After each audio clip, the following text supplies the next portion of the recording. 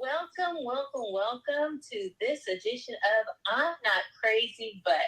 I'm Dr. Rhonda Mattox, fellowship trained, board certified psychiatrist, president of the Arkansas Medical and Dental Pharmaceutical Association, and host of I'm Not Crazy, But. Welcome to the show. On I'm Not Crazy, But, we are exploring all those issues that follow the but. Those include topics around mental health, emotional wellness, and today we are talking. I'm not crazy, but I'm dissatisfied with my doctor's appointments. I go in there, they try to herd me in like a sheep, like cattle. They ask me a bunch of questions, and I don't feel no type of satisfaction. Family, today, this episode is entitled, I Can't Get No Satisfaction. That's from the patient perspective. And we will be addressing strategies patients can use to get the most out of their doctor's visits. By the end of this, we will discuss what you can do before, during, and after your doctor's visits so that you can make the best use of the shrinking time that you have with your doctors and ensure that your objectives are met. Finally, we will discuss what you can do if you are dissatisfied and decide, you know what, this stock is not for me, and talk about when it is time to say it is time and go somewhere else. Family, we're having a heart-to-heart with change agents, Dr. Sherry Diamond, Dr. Christy Jackson, and our beloved Mr. Ellis. We are so glad you're here. As I introduce these industry leaders who are just amazing in their own right, please do what you do. Drop in the chat your name and where you're watching from, and include the questions that you have. You can even feel free to share your experiences if you'd like. But be aware, everybody's watching. Now, we have Dr. Sherry Diamond, who is a family medicine doc on the board of directors of the Arkansas Academy of Family Physicians. She's also an associate medical director at the Arkansas Foundation for Medical Care and provides medical services at the VA in Little Rock, Arkansas. Also, we have a dear friend of the show, our very own comedian resident here with us, Dr. Christy Jackson, who is a board certified adult psychiatrist practicing in the Atlanta area. She's a fellow of the American Psychiatric Association, and she enjoys treating a diverse patient population with emotional and behavioral health issues. Dr. Jackson also serves as an adjunct professor at Morehouse School of Medicine's Department of Psychiatry and Behavioral Sciences. And then we have the man of the hour, Ellis Dean, who absolutely needs no introduction, but he is a therapist counselor by training.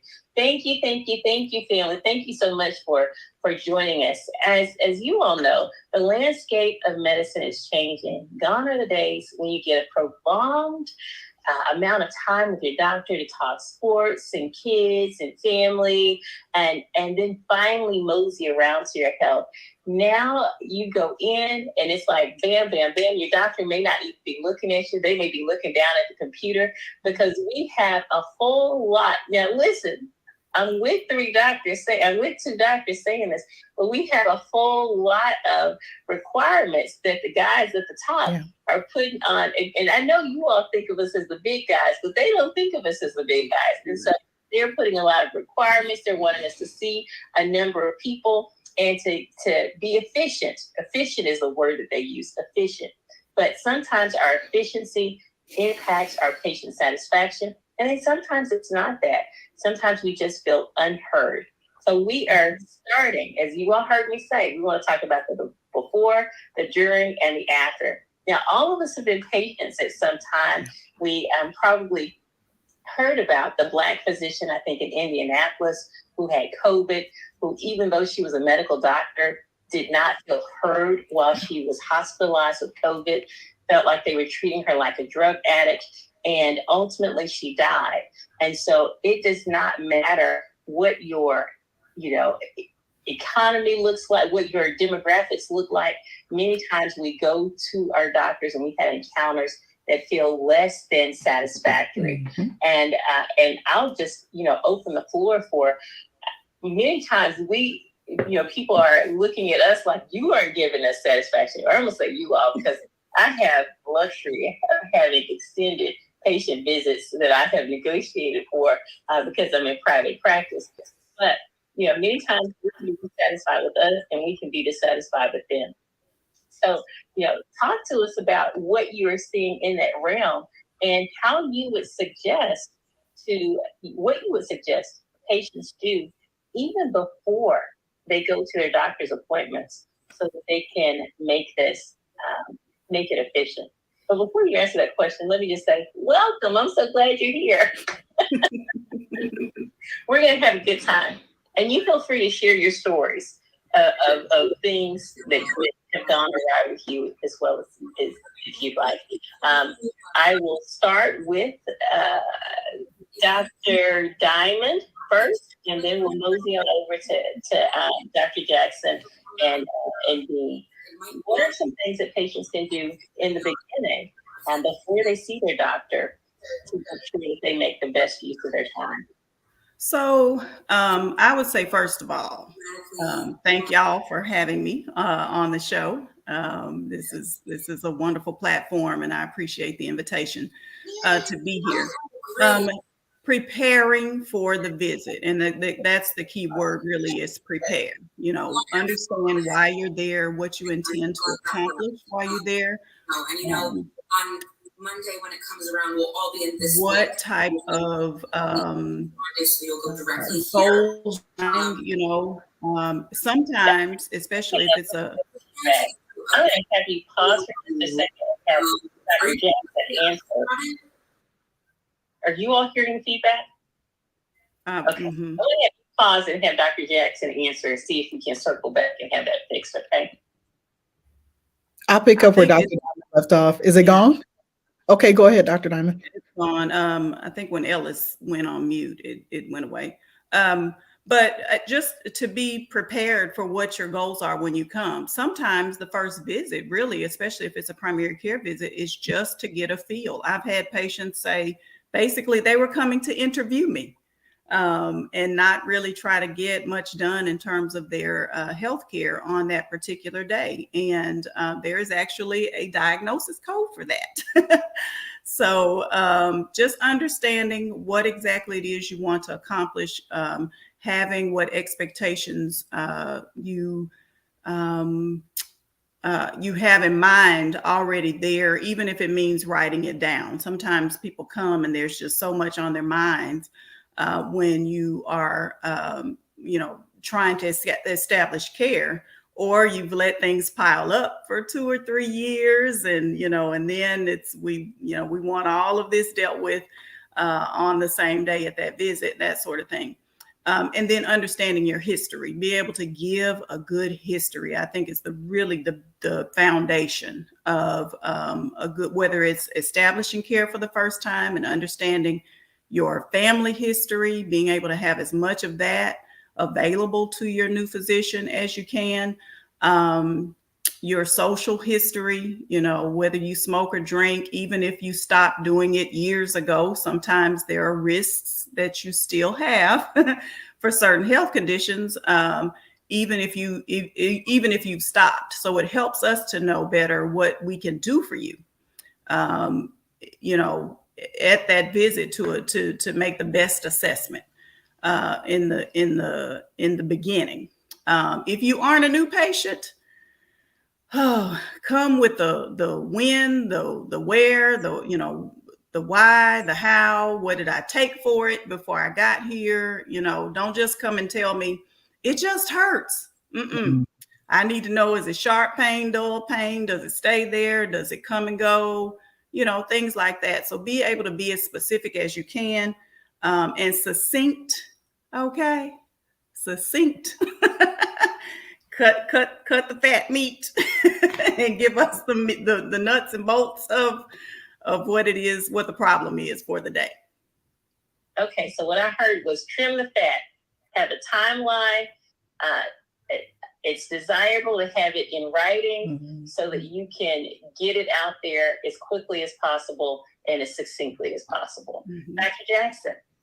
Yeah, I would agree with a lot of what Dr. Diamond said. I think across all fields of medicine, it's helpful to remember think about where you're presenting and whether or not your expectation matches where you present. And by present, we basically mean show up. Where are you showing up at in layman's terms, right?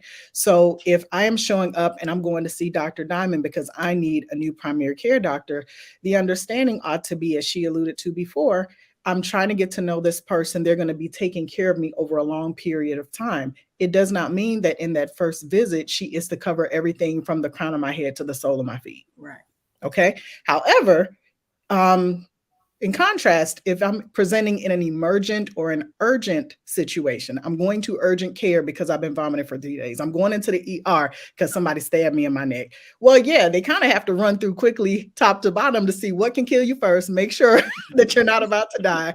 There's a different level of expectation based off of where they are. I think that sometimes patients present to a primary care visit expecting that even for family medicine, OBGYN, you name it, because you languished in the ER, not the ER, that's a Freudian slip, in the waiting room for like an hour and a half waiting to see the person, you expect like commensurate, like the visit is going to be an hour long. Mm-hmm. That's so you waited in the waiting room as long as you did because people need to be seen. But there's still, if it's a 15-minute med check, that's just what it's going to be.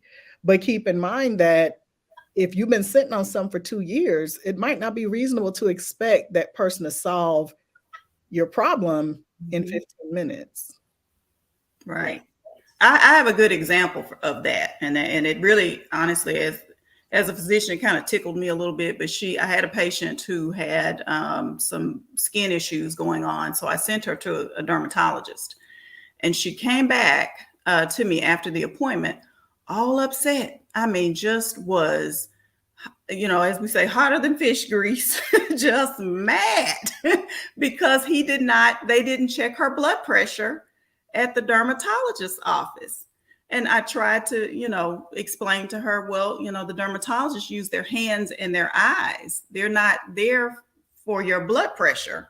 That's a primary care type of issue. So you might not get those things attended to while you're at that type of specialist office. Now, if you go to the cardiologist and you don't get your blood pressure checked, right, that might be an issue. That's a problem. So yes, I second that. As far as what Dr. Jackson said, you really have to manage your expectations when you go in. Yep. Oh, I love it. I love it. I love it. Ellis, anything you want to add? I think they're being very, very professional and politically correct. I'm going to say like this: know your stuff, right? Just know it. Like, it's your health history. Mm-hmm. Doctors can't read your mind. They don't know. They're not with you every day. Right. So they need to get some update on what you've been doing, yeah, what you've had, what you haven't had, and then they're better able to serve you. So you can't walk out of that doctor's office mad because they couldn't read your mind and know all of your health history. And because of HIPAA and all other practices that are out there, they may not have access to your previous medical records. Some places do, some don't. They have access to some things, some don't. So especially if you are hopping from place to place and not going to the same place consistently, then that's also problematic, right? Because they only have the records of what you've done at their place. But if you went to somebody else for this, somebody else for that, for somebody else for your foot, your back, everything, you go into different places, they don't know that. So you have to share that. So if you're rushing through those forms, trying to finish it, to give it off, like you taking the SATs or something, that is not going to help you in your visit. So we have to be really, really frank, and I'm being funny, but I'm being tongue in cheek, but I'm being very, very serious.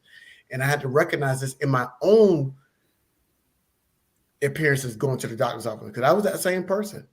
And one more thing I'm going to say is this: stop trying to beat the doctor, right? Like, I know y'all folks be trying to lose a couple of pounds. Y'all stop smoking and drinking for a couple of days before you go to the doctor's office.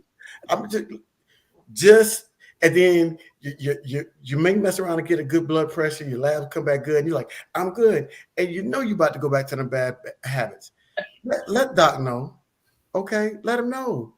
Because then you're going to turn around 6 months from now, something serious going to happen. And then you're like, well, your labs were fine. What was, and then you was trying to beat the doc. It's not a game. It's a game of life, and you're Right. trying to stay alive and you're trying to stay healthy. So the way you do that is by being open, Yes. honest, and Mhm. bring as much information month and year. You don't have to have a specific date when it happened, but month and year. If you just got the year, that's also good. When Mhm. something happened to you, bring that with you when you come to the doctor. Oh, I love it. And what I will say is, many times, particularly our mature baby boomer generation, they have been taught to make small talk, and it's polite to chit chat. And then they will spend a great amount of time on the chit chat, not realizing you may have 7 to 15 minutes with the doc, and you just spent 4 minutes talking about the Super Bowl. So before you go in, write down the things that are bothering you and begin with the thing that's bothering you the most. Yes. And so if you're not getting sleep for days on end is bothering you the most, start right there. And then whatever that second thing that's bothering you the most, and understand you may not be able to get the 15 things that you have on your list addressed in that 7 to 10 minute appointment. But if you can get your top 2 or 3 addressed, then that's good. And then schedule another appointment.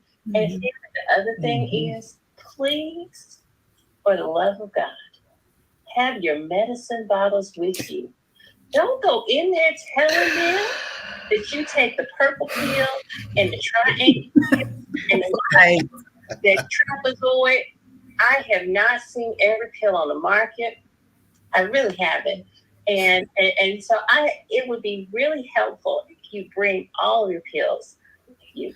And particularly if you have a cardiologist and a urologist and a nephrologist and a whatever kind of ologist, and you're seeing a number of people and you saw some folks between. And the reason I say bring them all in is because sometimes people, if they've gone into the ER, they may be taking the generic version and the brand version. And if you don't bring your medicines and you're just telling me the triangle pill, then I will kill you on accident.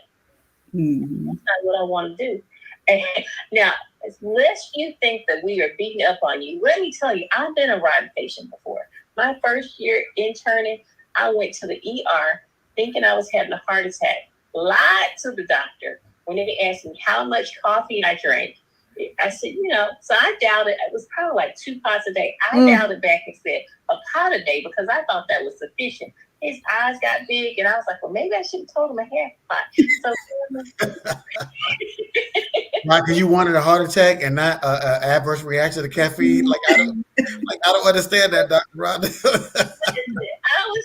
I was literally having a panic attack, thinking I was having a heart attack. When that man said I had to stop drinking coffee, I looked at him like he said he was taking my firstborn.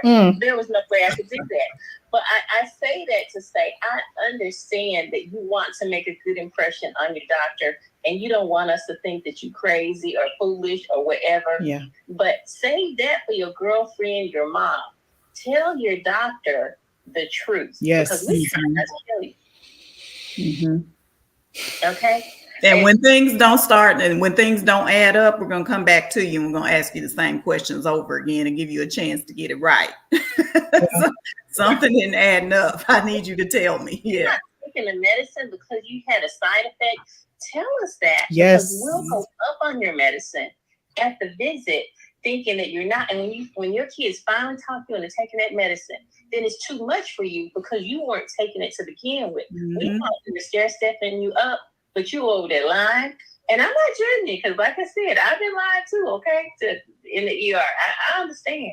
But now that I understand, I do better. And I would challenge you to do better as well. And it's not a job interview, y'all. It's not a job interview. You can go a lot to try to get that job, but this is not a job interview. When they're interviewing you, this is your medical history. Absolutely. Right? You don't have to put the best foot forward. No. You're at the doctor, okay? That's at the job. Do that at the job. Do that when you're on a date. But what I need you to do right here is tell the truth, okay? That's a really good point, Mr. Dean, because one of the things I find myself saying a lot, especially when I was in private practice, I would tell patients, listen, I don't have to like your decision to respect your autonomy as an adult to make it. So when we're talking about certain things and I'm asking a question, tell me the truth. I didn't go to medical school to judge your choices. Right. If I have a real concern about something, I'll say, hey, I'm worried about this. But this is a really short list of reasons why I can violate your privacy or literally have you arrested. I don't work for the legal system. Right. So unless you're doing something to a child or someone who is disabled or an elderly person, like, you know what I mean? Something that is reportable like that, just tell me the truth. It saves a lot of time and energy. And at the end of the day, the quicker we get to what's really going on, the better use we can make of not just the 15-minute visits, but the longevity of our therapeutic rapport, right? Because if I know what to expect from you, then when something is not right, I know there's a red flag going. If we casually talk about, you having 3 shots of vodka every evening before you go to bed, if I know that that's your baseline, cool. But if you come in my office and you started talking about using Molly in order to enjoy intimacy with your partner, for me, it's not a judgment. It's red flag. This is different for this person, right? It might not be a big deal. That might be someone's path to intimacy every single night. But for my patient that does the 3 shots of vodka, that's a shift. But so if you don't present what your real baseline is, then we won't know to pick up when something is actually off. And sometimes different life experiences can make you do, if I'm a person that doesn't eat cake, and then you see me now like ordering whole cakes from Publix every single week. If I tell my primary care doctor that, they ought to know, wait a minute, Chrissy doesn't really eat sugar like that. Why you buying cake every week now? Right.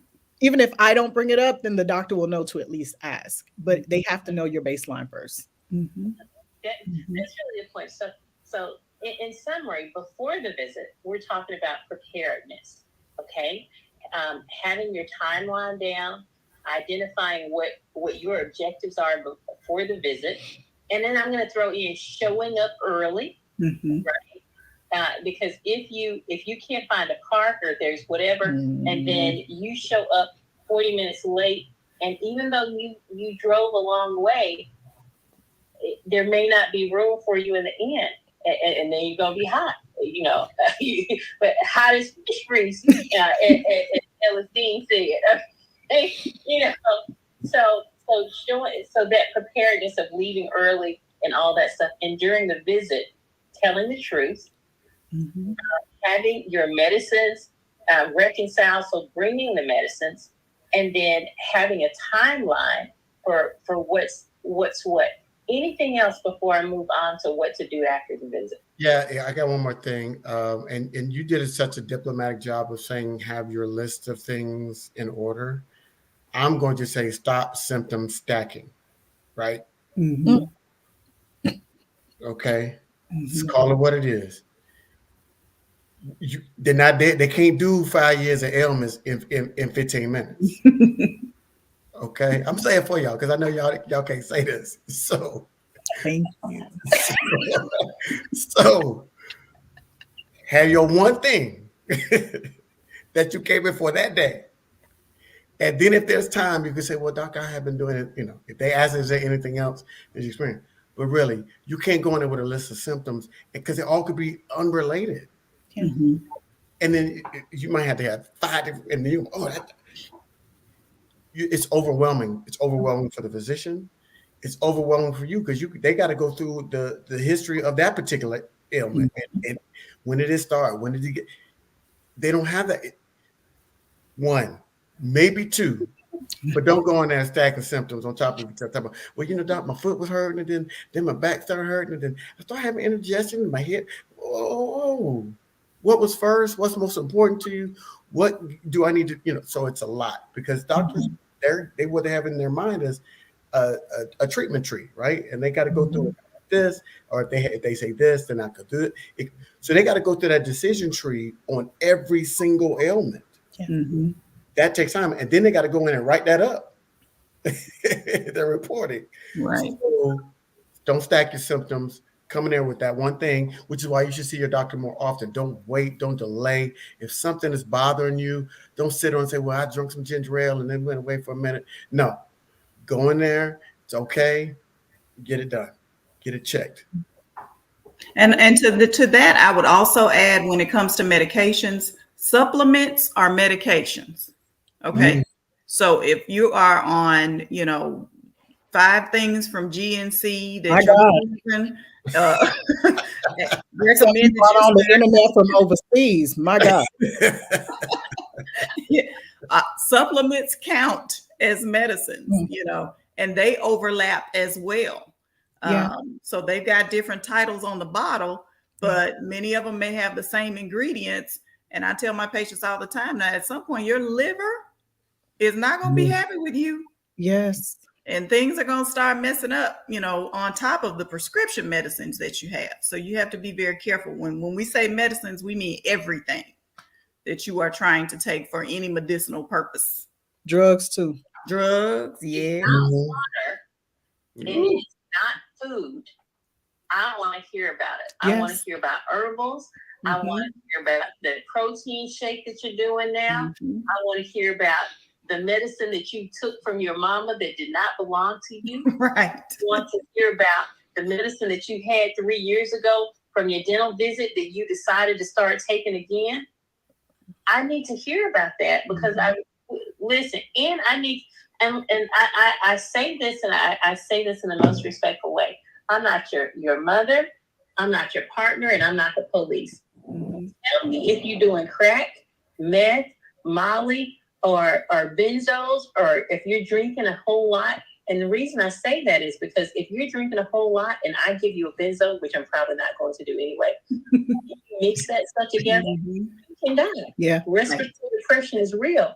And so, you know, it is not my job to judge your lifestyle. It is my job to keep you alive. And give you some type of quality of life. So please, we are working together in your deliverance, in your improvement. We're working together on that. And Ellis, you let us know if we have questions because I've not been paying attention to the chat as much as I normally do.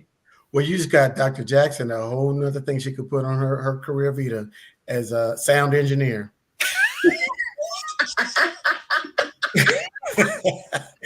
Oh my. I'll take it. We talked about the before, and we talked some about the during.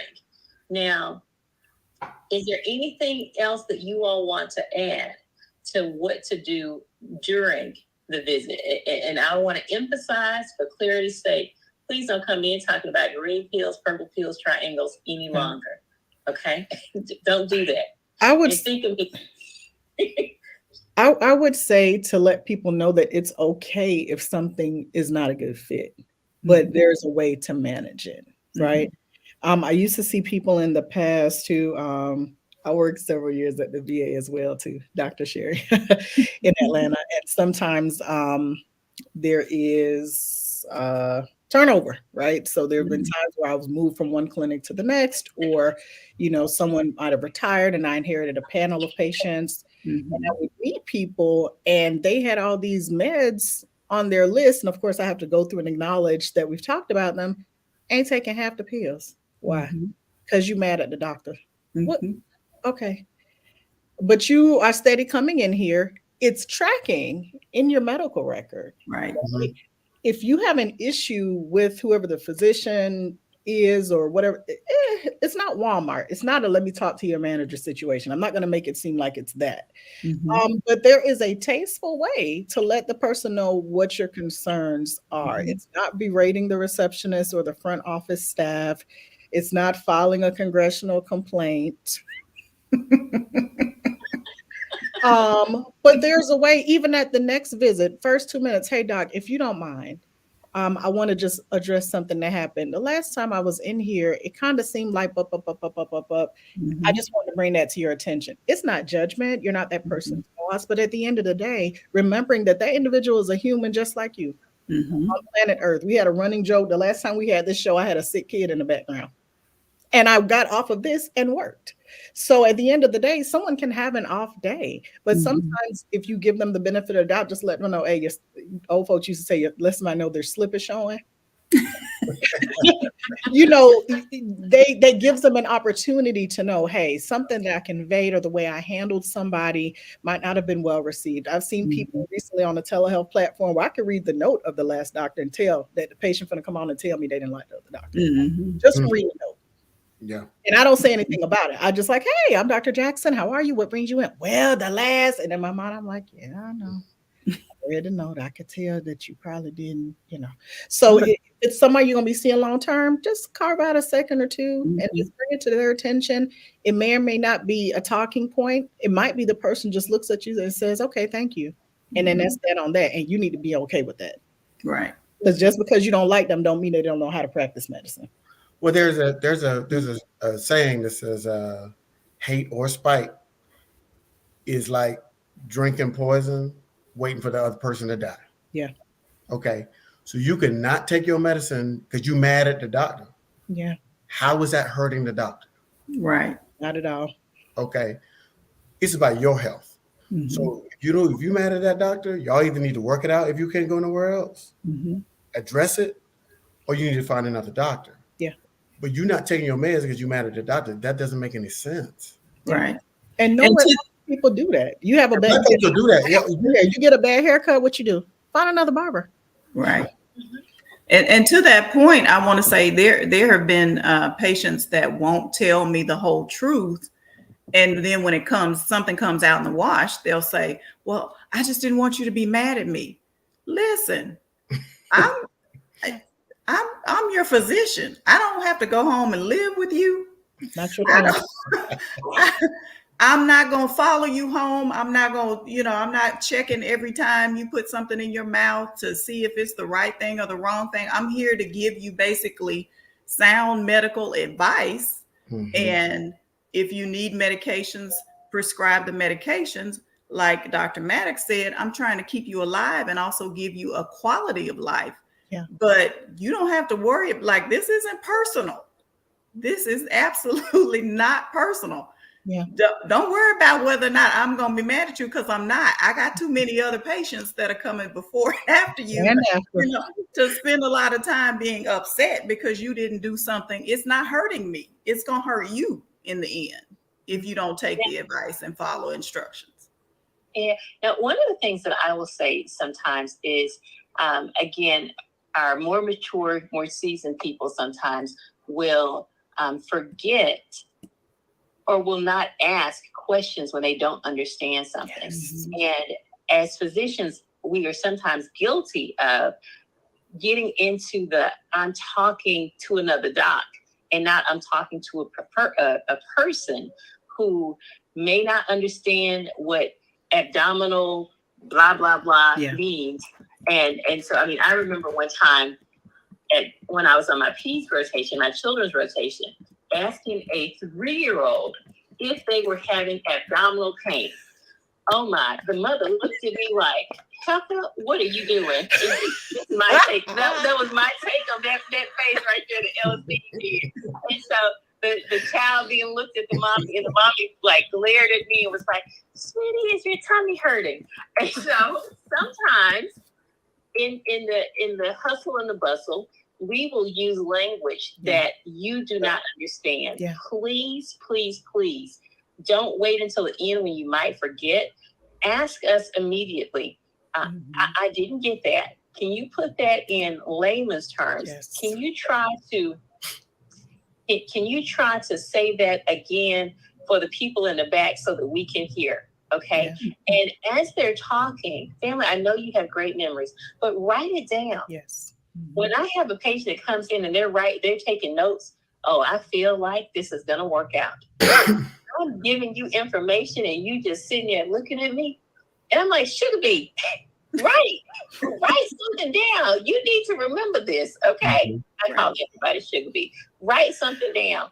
And a lot of times people can't see to write, or perhaps they can't read. Yeah. And so they're not writing. If that's the case, do consider bringing someone with you so that they can write for you. Or if you are, feel really sensitive about the topic, maybe you can take your phone and say, hey, I'm going to record this session. So, I can't read, or I don't have my glasses, so I'm just going to record this. You have your phone devices. You can record stuff so that you can remember. Because when we get very emotional news, sometimes we don't, we can get upset. And you never know when you're triggered. My mom died from breast cancer.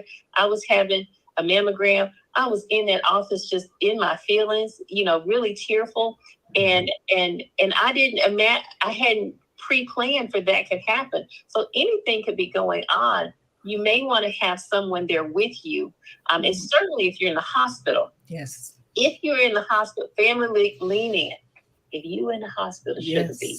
Have somebody with you around the clock. When they go for food, have them bring in someone else. We act better when other people are around and we know you're loved. When you got a husband there, a sister there that's asking questions, the doctors and the nurses behave better. They treat you a little bit more respectfully if you have the right one. Right. Not somebody mousy, but the right one. Would you all agree? The right one definitely makes a difference, especially if you're in a situation where you feel like you're not being heard. I would submit that even in this conversation, I'm just going to touch on it and we're going to keep rolling because it's a thing all to itself. So certain people being treated differently in the hospital because of how they look is a thing, right? So I won't talk about it globally. I'll just talk about my own experience. When I was having you can talk about it globally if you'd like. Okay, yes, ma'am. So when I was having my second child, I had an excellent rapport with my OBGYN. We had planned out a date for C-section, which was a couple days ahead of the due date. And unfortunately for me, I was at home and started, and your audience gonna laugh because we don't went to med school, right? But when it happened to me, I didn't realize what was going on. I had back pain. I was like, I gotta go keep going to the toilet, but won't nothing come out. I'm a doctor, my doctor's a doctor, so I text her, right? I'm like, boom, doc, something going on. I feel like I gotta go, but when I go, she was like, Jackson, hear me and hear me well. You know what that is. Don't push. So the gag, though, is that the hospital where I was delivering was like 40 minutes drive from my house. So you can imagine me trying to shuttle together my other child, get my life together, and make it down to the hospital in time. It's not a 911 situation, but this is ahead of what was planned, right? Lo and behold, get there, staff there, they see me with bonnet, a tattoo I got right here on my chest that y'all can't see, and probably just, in my sundress, right? Okay, so they judge me. I'm gonna go on and put it out there. Dismissive. I don't go places and tell people I'm a doctor. I have friends that think that's foolish, but I just want to see how you're gonna treat me. So I just don't. Rough, the way they handled me, checking my cervix, all of this type of stuff. But in the room with me, my mom was there and my son's father was there. And so they're kind of helping me along. Well, come to find out, they try to say, oh, it's Braxton Hicks.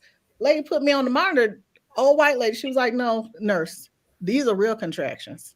So I don't know what it is that they're telling you that your cervix is or isn't open. That's not the issue. You're having contractions, which meant that the C-section that was planned for 4 days later was going to have to happen that day. Right. Now, in the moment, I was kind of in shock, like, yo, I'm a whole doctor. I done told you everything that I know to say. I gave you a history. Why would you treat me this way? But in the moment, I'm dazed and confused. I don't know what's going on. The first thing I did was let my doctor know. And she gave me a choice. So in that type of situation, you can raise hell, tear up the hospital. But I told my family, we're going to be cool. All is going to be well. She's going to come over here and perform the section. Everything will be okay. But note to self, we're going to have to circle back on this customer service experience and decide how these people are going to be addressed. And maternal mortality in the Black community is real. Right. 90% of the deaths of Black women is preventable. And so when you go in, if you know someone who is having a baby, you need to, before they deliver, you all need to have a plan to have someone there with them around the clock, asking questions, being very forceful and insistent, because you want that baby to have their mama come home with them. Yes. And it makes absolutely no sense for Black women to be dying at rates that are equivalent to third world countries, right here in the United States of America. I feel my blood pressure rising. Let me take a woosah breath and bring this down. But mothers, you need somebody there with you while you're delivering. And COVID really made a horrible impact, I would say, because then people could not be there to support the mothers. Now, we have, now family, Dr. Jackson makes an excellent point, because we've been on here talking, and I don't want to seem like we think you're the problem, but what we want to say is we want to manage your expectations so that you know, gone are the days when, you know, the doctor made house calls, they sat and talked to you for a really long time. I have to fight. I'm not playing with you when I say I had to fight to get a 30-minute appointment as a psychiatrist. They want me to have 4 15-minute appointments. You guys can't even tell me what the problem is in 15 minutes. I can't write my note in 15 minutes and see you in 15 minutes and give you your medicine in 15 minutes, not and do it well. You know, I had to negotiate really hardcore in order to be able to do that. And that's as a psychiatrist. So understand that it's not that we are money hungry, but we have people to answer to who are saying, you got to have this done in this amount of time. And then, you know, I'm on the phone with somebody telling me they got home at 8 o'clock last night from work, because you still have to write the note. So we don't want you to think that we're just egregiously unconcerned about what you have going on. We have people that we're answering to. So we're just trying to teach you how to help us serve you better by you acknowledging what your priorities are up front so that we can deal with those. Because there's nothing worse than us chopping it up about the Super Bowl. And then as we are walking out the door, you say, oh, I'm suicidal. Say, what now? On Friday afternoon, the last patient of the day. Yes, those are what we call the doorknob issues. You got your hand on the doorknob. We're about to leave. We think we've wrapped it up. And then all of a sudden you come with the most important thing that really should have been said first. And when you talked about your big toe hurting, you know, if your chest has been hurting you, don't save that for last. Don't save that for last. Right. You know? If you know there's some, hey, I got this lump right here in my breast, please tell me about that first. Lead with that. That's called burying the lead in media. Don't bury the lead. That should be the lead story when you walk in the door. Yes. Now, when should you start looking for getting a different doctor? Because I'm just going to take the leap and say all of us are phenomenal, right? But we probably all have some patients who would disagree. Oh, absolutely. Okay. Right. You know, I would say when they're not listening, when you have a physician that will not listen, and I will when I receive patients that have come from other doctors' offices, the number one complaint, and it can be, you know, various other places, but the number one complaint is I left because they didn't listen to me. Yes.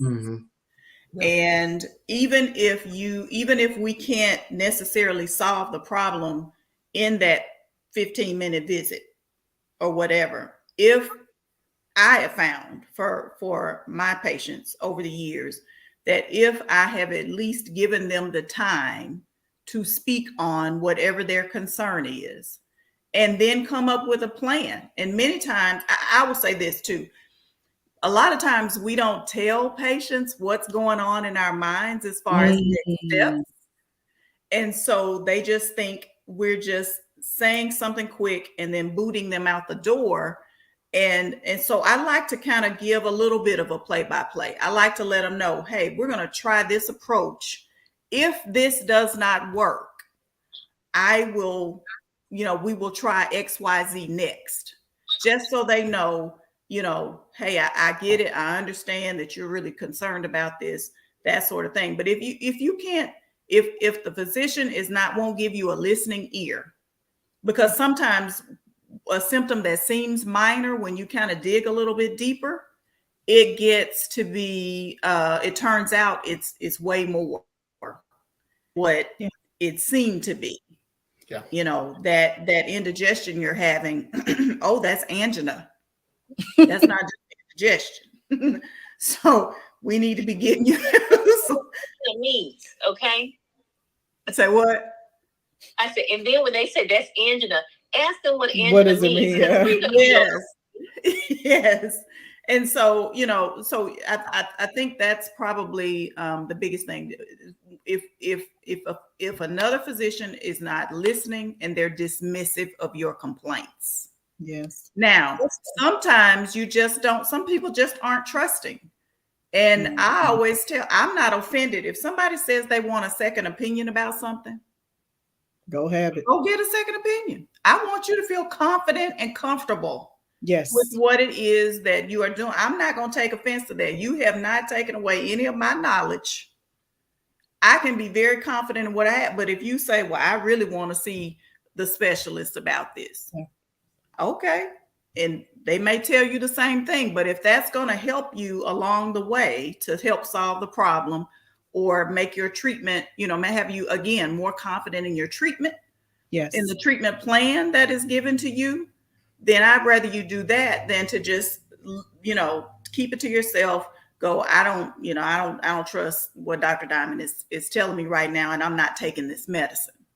Because again, that's not hurting me. It winds up hurting you in the end. Yeah, that's an excellent point. I've always been in a position, by God's grace, to have a job where I could tell people with a straight face, I'm gonna get my same money whether you eat these pills or not. I've never worked a job where that was an issue. Right. So, people sometimes will come to the appointment with this framework that like we get like I don't know who does or doesn't, but that's just not a part of my career. Like I'm gonna get like a tip or extra something if I put you up. No, you can come here and never eat a pill. Right. But those were the glory days. Those were the glory days. Some days is gone. They shut that down. So at the end of the day, I literally tell people, listen, I'm gonna get my same check. The same amount. And to be honest with you, even when in private practice, the insurance company gonna reimburse me just whatever they go, just a little money, because it is little. Right. This little money, they're gonna give me the same little money, whether you eat this pill or not. Right. And this is a doctor of color talking to a patient of color. Mm-hmm. So a lot of times I spend time doing psychoeducation just to say, hey, let's look at the fact that you think I mean you evil. Yeah. Let's start with that before we go anywhere else. Let's look at why you think I'm trying to hurt you. Mm-hmm. Then once we get that out the way, to Dr. Diamond's point, is an excellent distinction. Not being heard is different from they listen to you, but you don't like what they said back. Yes. When I got diagnosed with hypertension, I did not want to listen to the lady. That part. But I didn't want to hear it. But God helped me. He got me a middle-aged white Jewish version of myself as a primary care doctor. And she leveled with me. I was working in the hospital. I'm telling her, no, it's just, it's the stress of being on the unit. And I just think, and the nurses use the Dynamap and they check, and she'd be like, yeah, but I mean, you're not at work right now, though. And so, it's still high, do you think maybe we could try something just to see? That's literally how she said it to me. But that is what my soul needed, right? Because I didn't want to own with my doctor self that I had this hypertension that looks like it kind of runs rampantly on my dad's side of the family. But I say that to say that doesn't make her a bad doctor. Her delivery was excellent, and it was what I needed as a patient. But because she said it to me that way, I can't then take offense to that. She kind of has to call a spade a spade. Right.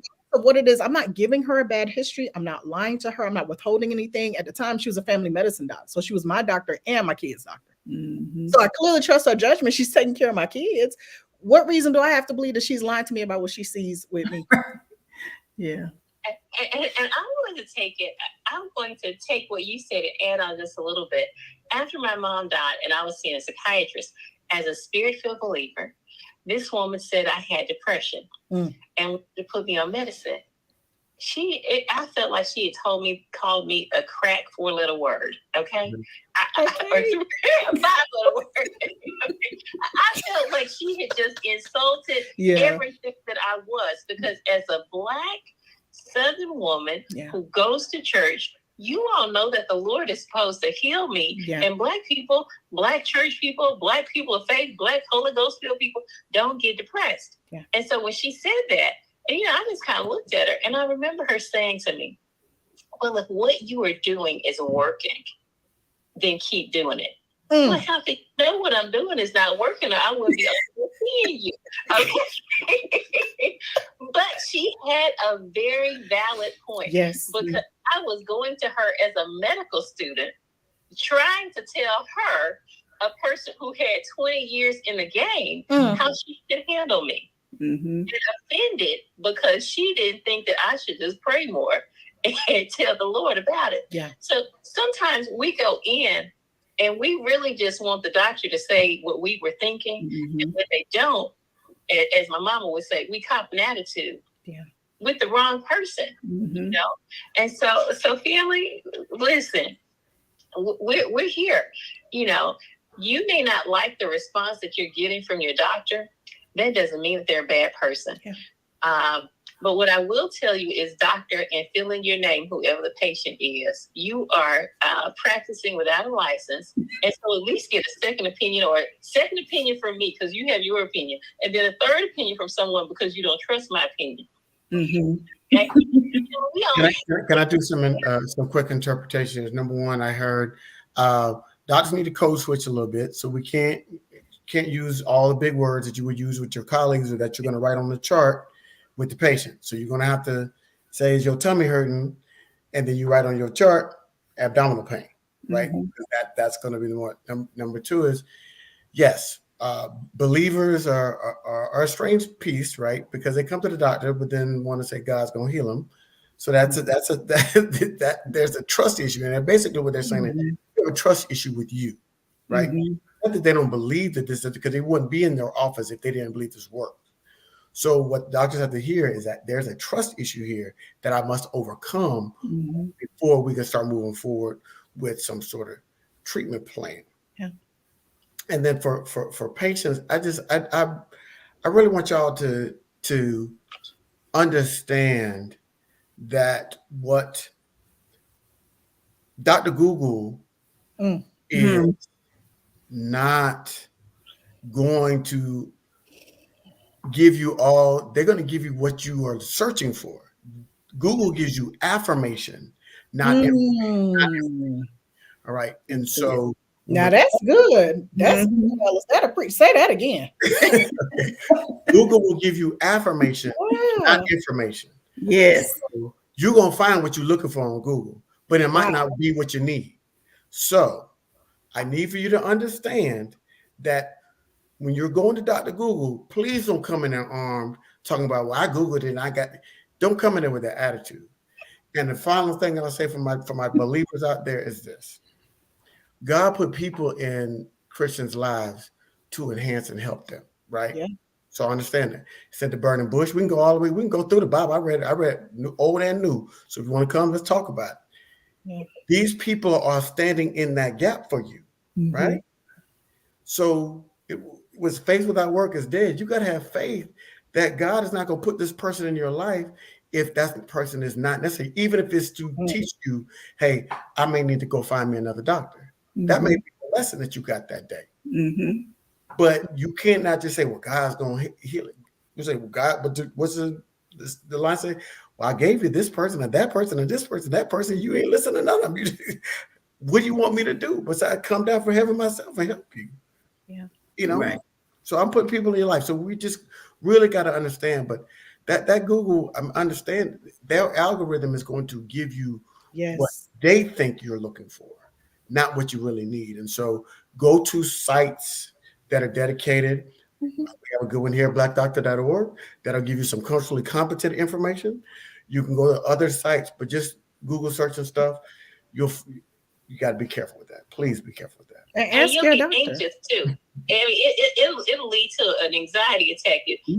Oh, yeah. You have everything under the sun. I remember I was going. Here's the thing. I tell people all the time, here's some sites you can go to. Like when I was in training, especially, it was hard to kind of communicate to people different parts of the brain and what does what.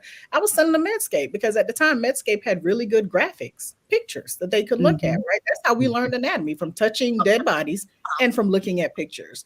So I don't, and I don't think any doctor here has an issue with sending someone to a reputable site to say, hey, if you want to learn more about this, go They have patient handouts, patient informations. A lot of people's offices within the electronic medical record, they have access to where they can even print a handout for you and get it to you before you leave. So we're not hiding any secret information. We're not keeping any secrets. But to tell me what you saw on Google and I could have told you somewhere else to go and look is a waste of 3 of your 7 to 15 minutes. Where will they print off some information about the condition or about your medicine, or where they would recommend that you go to learn more information about it? Now, family, we have made light of some things that are not light. We recognize they are serious, but sometimes, laughter does good like a medicine. Yes. And sometimes you just have to laugh at yourself. You heard Dr. Jackson share some of her foolishness. You heard me share some of my foolishness. Dr. Diamond and Miss and Ellis Dean, they don't have any foolishness that they together. How much more time we got? We got. Wow. Now, I thought an hour, we probably going to be searching for stuff to talk about. We could do an entirely another hour on this, but I can't because I have to respect their times. And so as we're about to wrap up, what are 1 or 2 things that you all would leave them with that perhaps you've not said or that you want to echo in terms of how to make the most of your doctor's appointments so that you can get some satisfaction and have your objectives met? I'll start off. Number 1, understand that doctor might have 30 to 45 patients that day. They're not mind readers. Right? So be specific. You're there for you. Get the most out of that. See it as in marketing, it's called an elevator pitch, right? You only have 5 minutes to try to sell this product. That product is to let the doctor know. So you've got to give them that time and that grace. Number 2, communication is 2-way. Right? And so understanding when if that doctor is not paying attention, if you don't think they're paying attention to what you're saying, they really could just be formulating in their mind. They're thinking, okay, what is that? And they're listening for symptoms. They're listening for, okay, what else could be going on here as a result? And so that might come across as them not listening to you. But so ask them, hey, our doc, are you understanding, right? You have to open your mouth. My mother would say a closed mouth does not get fed.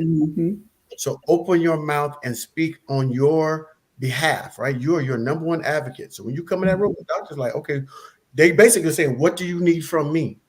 Yeah. And it's your job to get that information, get what you need from them, out of them. And that's by opening up and speaking what is going on with you in that moment. But don't symptom stat. Be specific. Be specific, but talk and speak on your stuff. Yes. Great point. I agree. I agree with all of that. And then, as it pertains to finding out information elsewhere and bringing it with you, it's okay to arm yourself. We're in an information age. It's okay to arm yourself with information, but let's have a balanced approach about it. Understand that you're not the one that went through the turmoil of medical school and residency and fellowship training and everything else. And so at the end of the day, we have knowledge and tools that allow us to integrate the information. It's not just a page with a summary of some symptoms and then what all the diagnoses that it could possibly be. Some things there's very delicate interplay. The body is a very complex machine, and we are very well built. But it does take a little bit extra knowledge. So balance your approach and don't come in being aggressive as if you've been to medical school and understand it all, because I don't care what you learned on Google or wherever information you got it, or what mom and them done told you, because that's mom and cousin them can, just because they went through it doesn't mean you're going through the same thing. So we have to be very careful about how we approach the knowledge that we bring to the appointment. Agreed. To Dr. Diamond's point, I would add this. I used to jokingly, but very seriously, tell patients all the time, at least trust me as much as you trust your weed man. If you buy a bad pack and it has you running around naked in your neighbor's front yard, whatever the case may be, you don't even have any recourse. Who you gonna tell? You can't even tell anybody. You just got to hope that nobody caught you. You know what I'm saying? Whatever the case may be. But then you come in here trying to interrogate me because I said you might need a little Prozac.